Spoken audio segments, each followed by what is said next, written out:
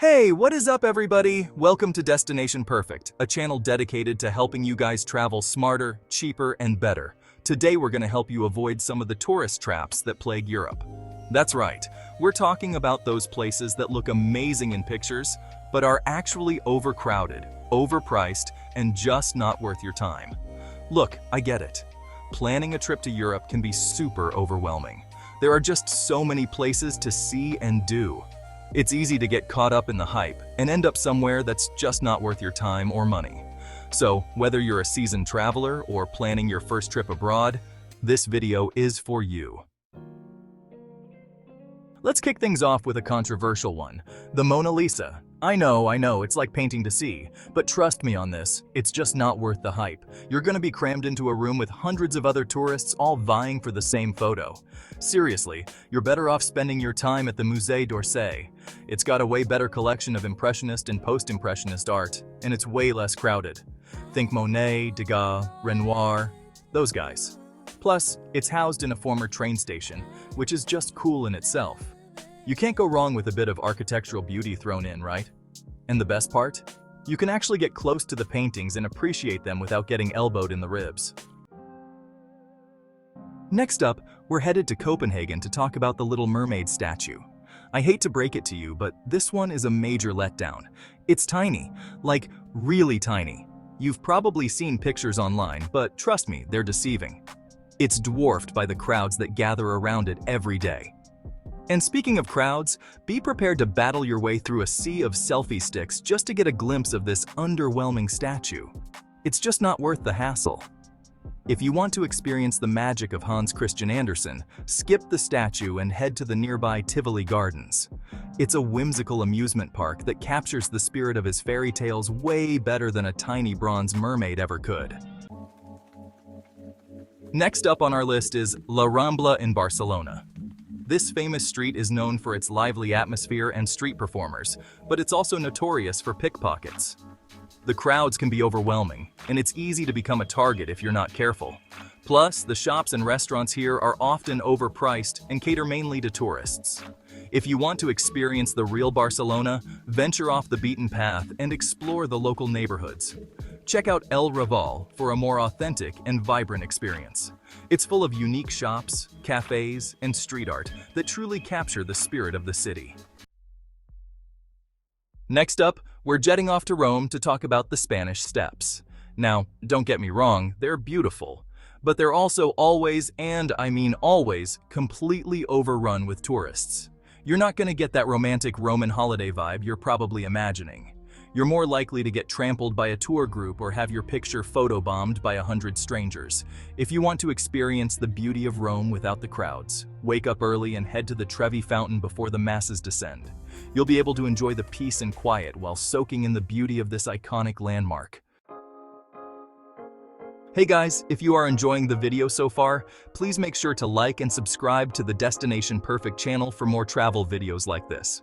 Also check out our affiliate links in the description below to book your holiday, as those sites have the best deals in our opinion.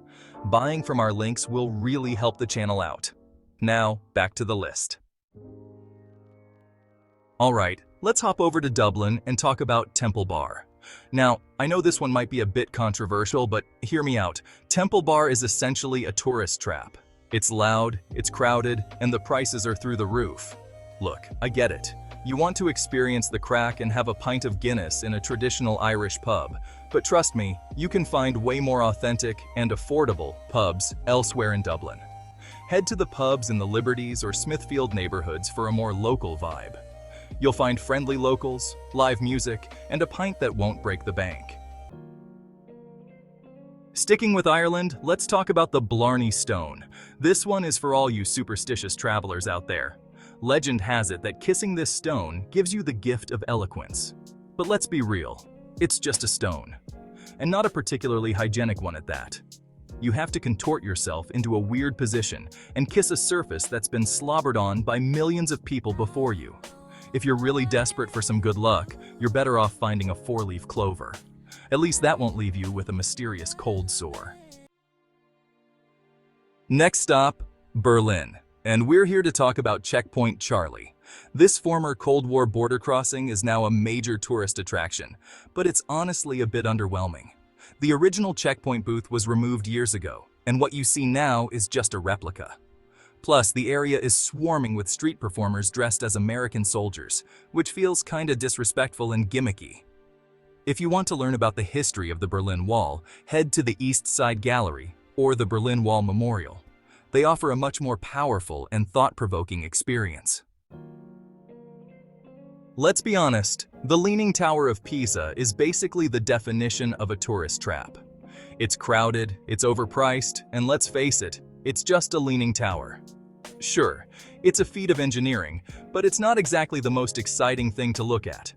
You'll spend most of your time dodging selfie sticks and trying to get a decent photo. If you're looking for stunning architecture in Italy, you're better off sticking to Florence or Rome. They're full of incredible buildings that won't leave you feeling underwhelmed. We're heading back to Copenhagen for this one, and yes, you read that right, it's the Little Mermaid statue again. This time we're talking about the disappointment of its size. Seriously, this thing is tiny, like smaller than a child tiny. You've probably seen pictures online, but trust me, they're deceiving. You'll get there, see it from a distance, and think, wait, that's it? It's dwarfed by the crowds that gather around it every day, making it even harder to appreciate, or even see. Next up, we're off to London to talk about the changing of the guard. Now, I know this is a classic London experience, but it's just not worth the hassle in my opinion. You'll be crammed in with a massive crowd, all jostling for position to get a glimpse of some dudes in fuzzy hats marching around. It's crowded, it's hot, and it takes forever. Plus, you're probably not even going to be able to see what's going on half the time. If you want to see some cool royal stuff, head to the Tower of London instead. You can check out the crown jewels, learn about the history of the monarchy, and maybe even spot a raven or two. Alright, let's talk about the Heineken experience in Amsterdam. Look, I like a cold Heineken as much as the next person, but this place is basically just a giant advertisement disguised as a tourist attraction. It's overpriced, and you don't even get that much free beer. Plus, it's always packed with rowdy tourists. If you want to experience Amsterdam like a local, skip the Heineken experience and head to a traditional brown cafe instead. You'll find a more authentic atmosphere, cheaper drinks, and a chance to rub shoulders with some real Amsterdammers. We're back in Dublin for this one, and this time, we're taking aim at the Guinness Storehouse. Now, I know this is another one of those iconic tourist attractions, but hear me out. It's basically just a giant museum dedicated to Guinness. You'll learn about the history of the brewery, the brewing process, and all that jazz. But at the end of the day, it's just beer. And not even particularly good beer, in my opinion.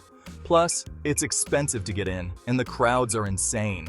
If you want to experience Guinness in all its glory, head to a traditional pub like we talked about earlier. You'll get a better pint at a better price, and you'll be surrounded by the real heart and soul of Dublin. Alright folks, we've arrived at number 2, and it's a big one, the Eiffel Tower. I know, it's like symbol of Paris. But trust me on this, it's just not worth the hype. The lines are insanely long, the crowds are unbearable, and the view? Well, the view is great, but you can get a similar view from other places in Paris without all the hassle. Seriously, you're gonna spend hours waiting in line, crammed in with a bunch of sweaty tourists, just to say you went to the top of the Eiffel Tower. Save yourself the time and money and head to the Sacré-Cœur Basilica in Montmartre instead. You'll get a panoramic view of the city without the crowds, and the basilica itself is stunning. So there you have it, folks. 14 places in Europe that you can skip on your next trip. And look, these are just my opinions, right? If you're really dying to see the Mona Lisa or kiss the Blarney Stone, go for it. But if you're looking for a more authentic, less crowded, and less expensive travel experience, consider crossing these spots off your list. There are so many hidden gems to discover in Europe.